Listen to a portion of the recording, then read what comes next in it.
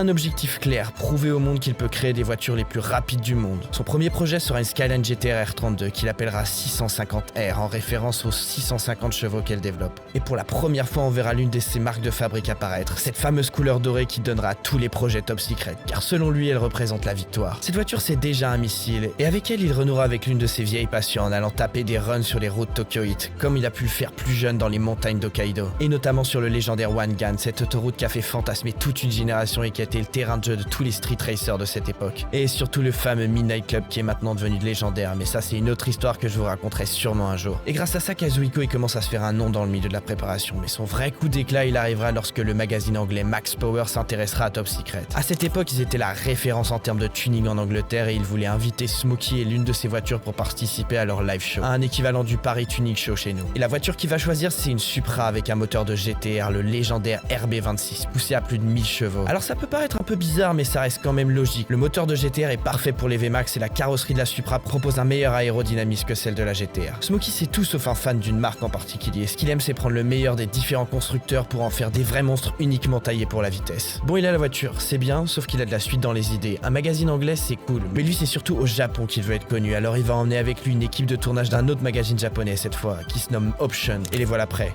Lui, sa Supra boostée aux hormones et l'équipe de tournage d'Option. Et tout ce petit monde prend l'avion direction l'Angleterre, mais ils étaient très loin d'imaginer ce qui se passerait là-bas.